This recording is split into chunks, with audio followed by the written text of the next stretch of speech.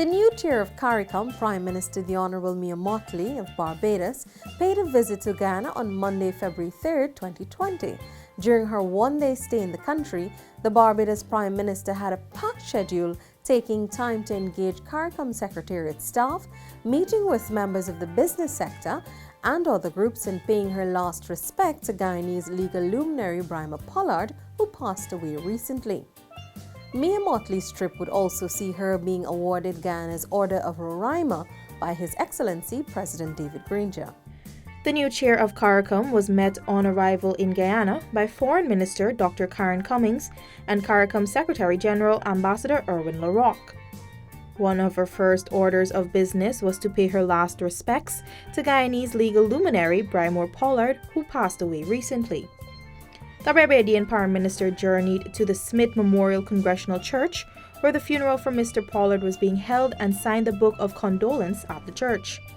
Mr. Pollard, who spent some 16 years at the Secretariat, is said to have contributed to framing the community law, first as a consultant, then as legal counsel. In 1994, he was made General Counsel. The Caricom Chairman then addressed the staff at the Secretariat, addressing the importance of the work of the community and its Secretariat to the region's development.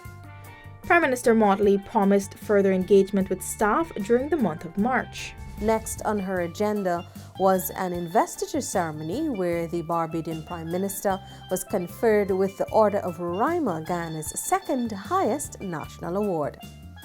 The award comes as Guyana marks its 50th anniversary of becoming a republic.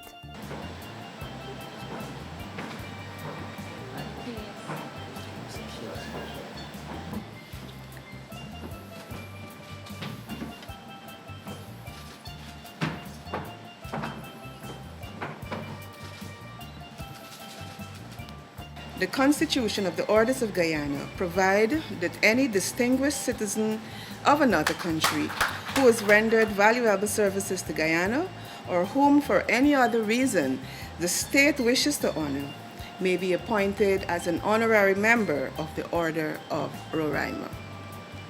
This year is the Golden Jubilee, and it is significant that this dear land of Guyana pays special honor to a distinguished citizen of Caricom who has rendered outstanding service and valuable service to the Caribbean region.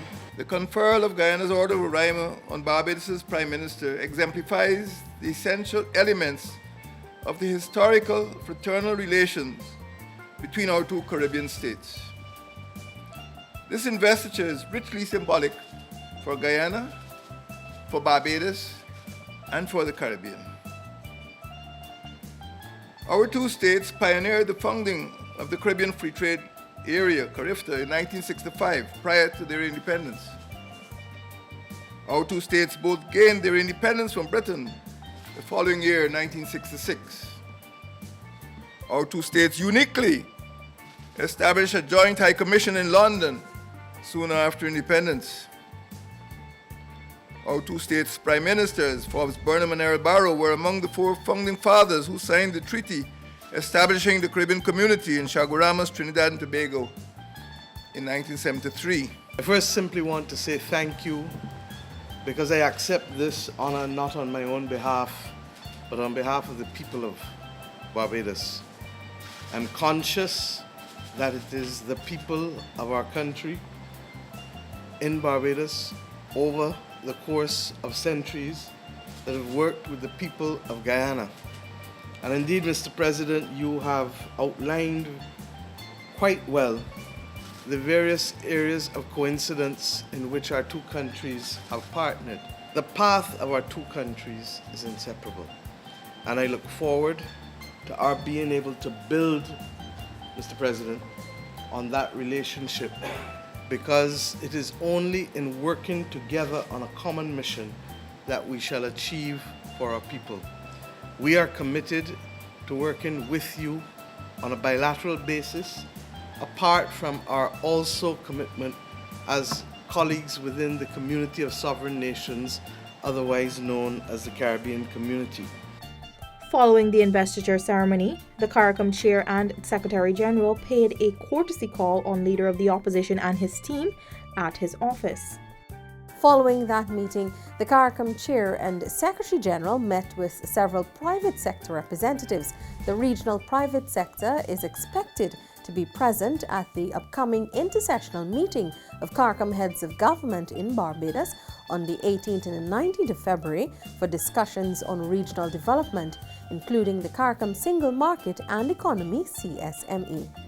Heads of Government at their last meeting in July 2019 in St. Lucia welcomed the progress made by the private sector towards the establishment of a regional private sector body, Caricom Private Sector Organization, CPSO, to be designated an associate institution of the community.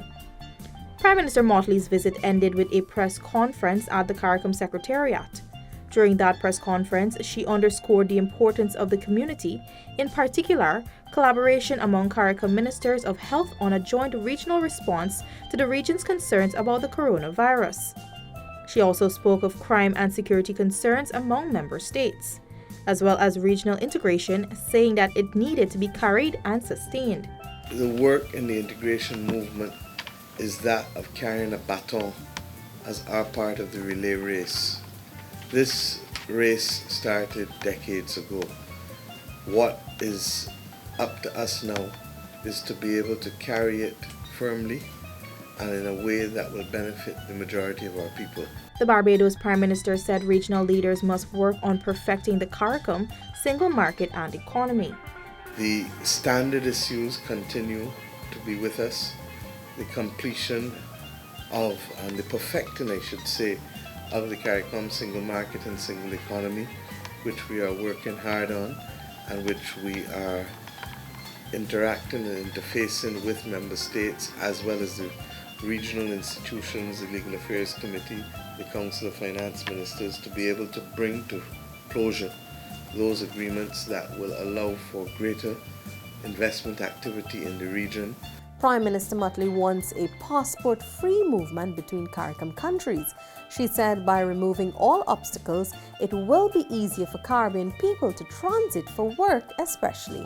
During her tenure as chair of the Caribbean Community Caricom, Prime Minister Mottley plans to tackle issues such as economic diversification and climate change. Thanks for watching.